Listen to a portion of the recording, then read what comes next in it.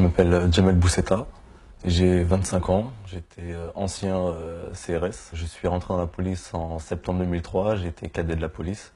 Ensuite, en avril 2004, je suis rentré à l'école de police pour être adjoint de sécurité. Puis je suis rentré en tant qu'élève gardien de la paix en septembre 2005 et ensuite j'ai choisi ma spécialisation, donc je suis devenu CRS. En septembre 2006, j'ai donné une interview à la presse pour raconter l'envers du décor de la police nationale et de ce fait, j'ai été révoqué pour non-respect du droit de réserve.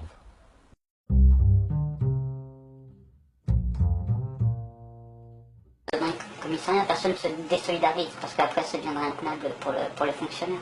Jamais personne? Non, non, jamais.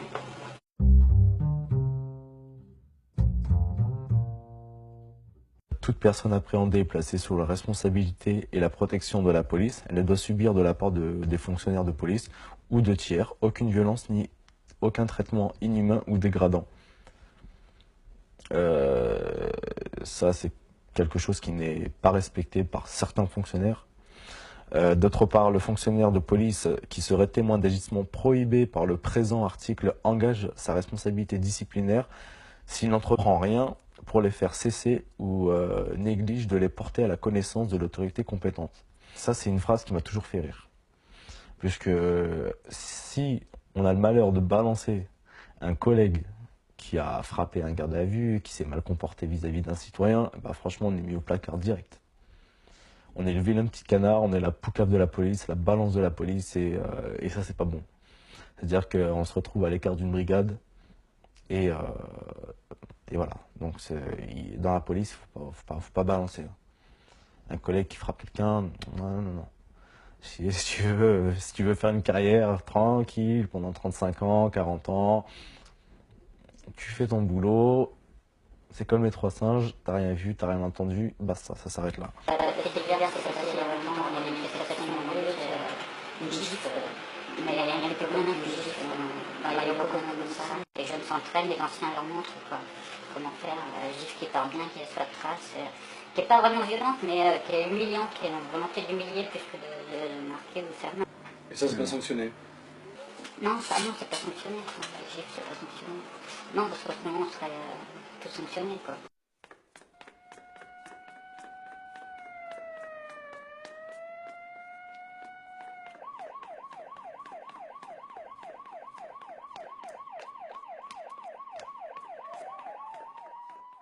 Je plains énormément de collègues, puisque malheureusement ils sont témoins de bavures policières. Mais généralement dans la police, on règle tout en interne. J'ai connu le problème à l'école de police où si on n'est pas d'accord, on est tout de suite, c'est du harcèlement tous les jours, quoi. On est pris, on est considéré comme un délinquant. À partir du moment où on ne partage pas l'opinion commune, on est considéré.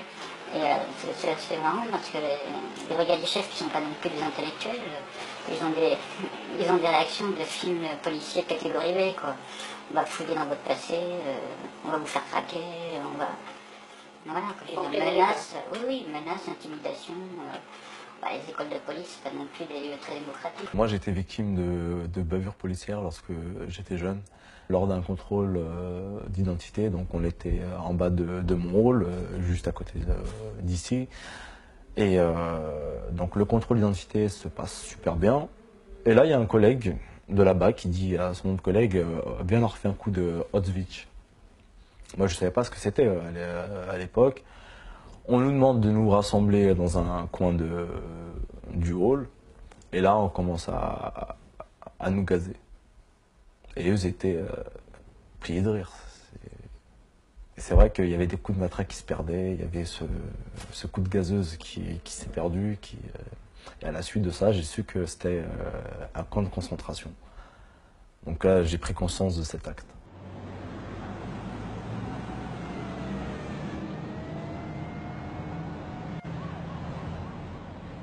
Une fois, un CRS aussi est venu parce qu'il recherchait quelqu'un. Et c'est vrai qu'ils sont venus vraiment une vingtaine, quoi. Et ils ont commencé à tabasser tout le monde. Donc moi, je me suis ramassé un coup de tonfa. Le tonfa, c'est une arme de 6e catégorie. Et il faut savoir qu'avec cette arme, on n'a pas le droit de viser la tête. J'ai eu ce diplôme lorsque j'ai choisi la spécialisation CRS. Et la tête est une zone rouge. Comme le dos, pareil.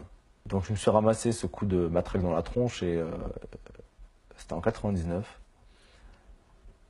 Et là, franchement, c'est la goutte d'eau qui a fait déborder le vase. J'avais le visage qui avait doublé de volume.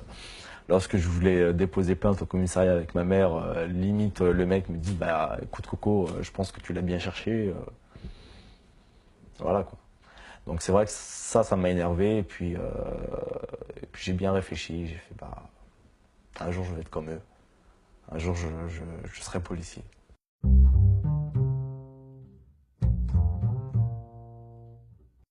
Mais bon, il ne faut pas grand-chose pour être connu.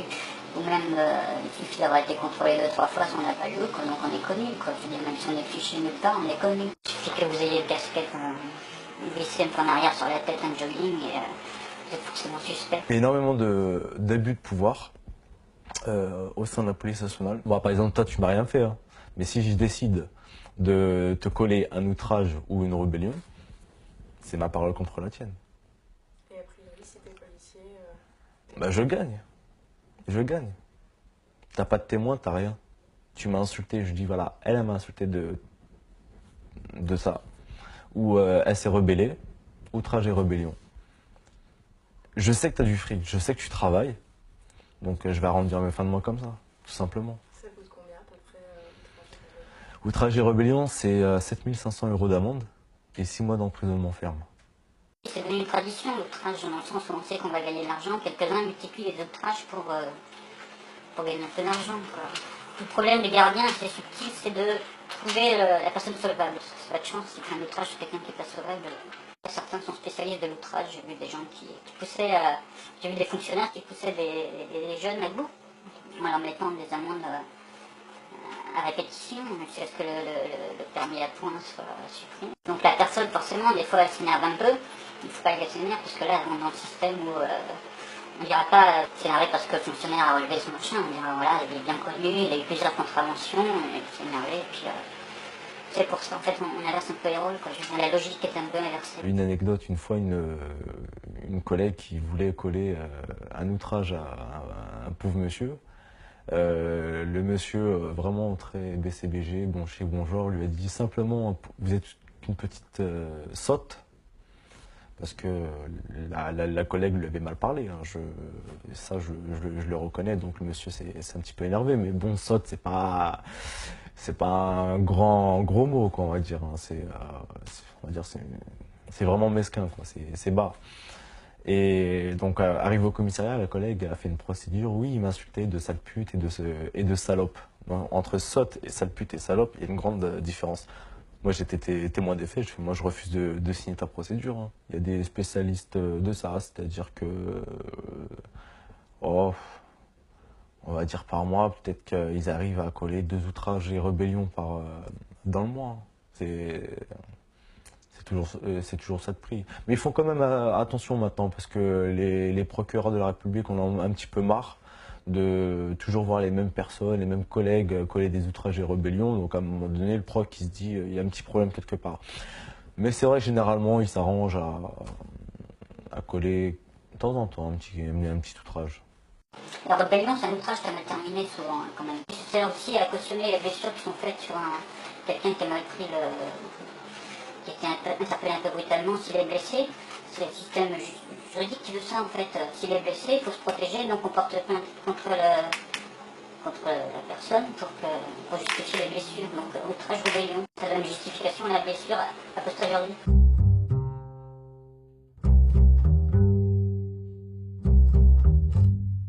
Il y a de très très bons fonctionnaires, ça je tiens à le souligner, des fonctionnaires avec qui j'ai travaillé, franchement c'est des fonctionnaires responsables et respectables, vraiment très très très humains. Et eux, j'ai pris le plaisir à travailler avec eux, et s'il y avait que des policiers comme ça, bah franchement je serais resté dans la police en toute sincérité.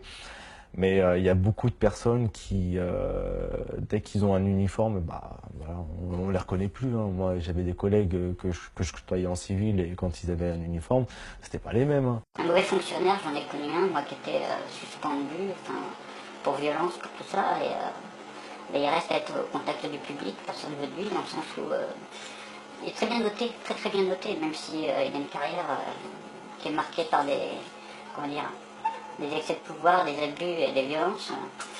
Il est très bien noté parce qu'en fait, si on le note mal, il partira jamais. Personne, aucun service va l'accepter. Donc lui, il est bien noté. Moi, franchement, même à l'heure actuelle, hein, lorsque j'étais encore fonctionnaire de police, moi, j'étais pas rassuré hein, quand je voyais la BAC. Heureusement que j'étais policier. Heureusement que j'avais une carte de police. Mais c'est vrai que la plupart de mes collègues qui m'ont interpellé, c'est toujours la BAC. Toujours. Pour des contrôles d'identité, parce qu'ils m'ont confondu avec une personne. Mais Dieu merci, hein, j'avais ma carte. J'avais ma carte pour me protéger. La BAC, ils ont tout un équipement, même s'ils sont civils, avec brassard police, ton fac qui dépasse, l'arme qui dépasse, un tas de gadgets qui servent à rien. Dans chaque service que j'ai vécu, que j'ai vu à Paris, j'ai jamais vu la BAC ramener des grosses affaires, quoi. Ça c'est certain.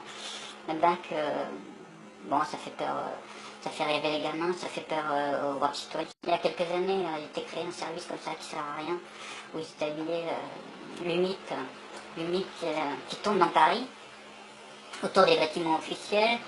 Et bon, ils sont habillés comme des guerriers, je veux dire, le pantalon treillis, enfin, vous savez, le blouson, machin, truc, enfin, le truc avec toutes les insignes police pas possible, fusil à pompe, cagoule, et ils servent strictement à rien, tout le monde ça fait du bleu un peu partout dans Paris, ils font absolument rien du tout. J'avais un copain à l'époque qui il était bien content d'y être, parce qu'en fait, il tournait en rond dans une voiture dans Paris toute la journée, il s'arrêtait là, quoi.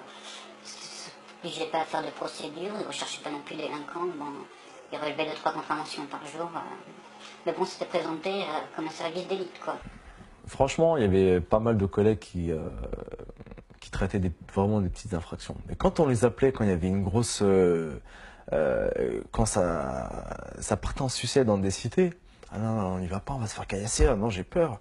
Ou quand c'était le gros trafiquant qui se faisait interpeller, ou quand on devait l'interpeller, ah non, putain, mais c'est un dangereux, ils ont peur. Et par contre, quand il s'agit d'emmerder le petit citoyen qui a commis une petite infraction, là, ils y vont pas de main morte. Tu vois ce que je veux dire? Et en garde à vue, c'est vrai qu'il y avait certains trafiquants qui étaient connus, qui étaient respectés. Eux avaient le droit à des couvertures, à fumer leur clope, à un café. Il y a un truc qui m'a choqué une fois, c'était en garde à vue. Donc, il y avait un petit qui s'était ramassé un coup de boule. Par contre, le grand qui faisait 2 mètres, qui était super baraqué, lui foutait la merde, mais aucun policier n'osait l'approcher. Ah bah oui, on frappe les plus faibles, hein, c'est normal. Hein.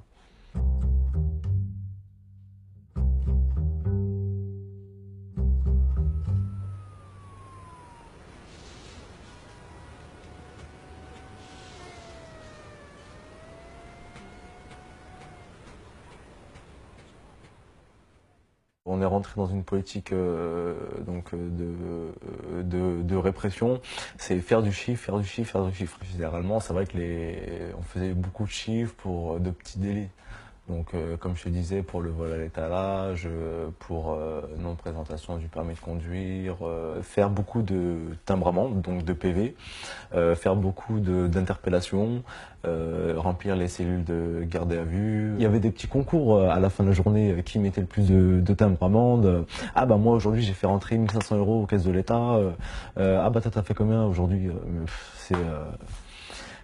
C'est absurde quoi. Le ministre encourage ses troupes à faire du chiffre. Il y a des départements qui ont des primes en fonction des meilleurs résultats et d'autres pas. Donc le type suspect, le type qui est connu, on va le prendre et puis on va trouver n'importe quoi, un gramme de chiffre, n'importe quoi, on va se faire une procédure de plusieurs pages pour 3 fois rien. À l'autre côté, quand il y a un incendie ou un accident, c'est vraiment l'activité, mais c'est pas pris en compte. Hein. C'est là où le policier de base en sécurité publique est le plus utile comme ça. Enfin, je veux dire, c'est ce que le citoyen attend le plus du policier de base, qu'il soit là quand il y a un incident. Mais ça compte pas dans les statistiques. D'ailleurs, quand il y a un accident, c'est avec qui n'ira pas.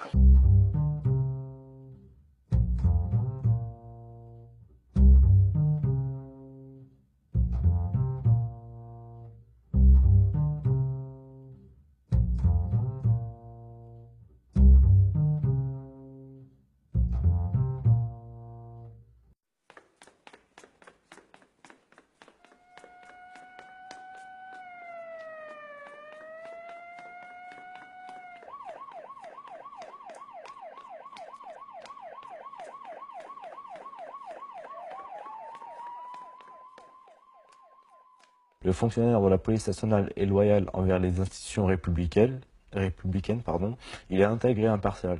Il ne doit se départir de sa dignité en aucune circonstance. Placé au service du public, le fonctionnaire de police se comporte envers celui-ci d'une manière exemplaire. Il a le respect absolu des personnes, quelle que soit leur nationalité ou leur origine, leurs conditions sociales ou leurs convictions politiques, religieuses ou philosophiques. Franchement, franchement, ça me fait rire parce que c'est toujours pas respecté.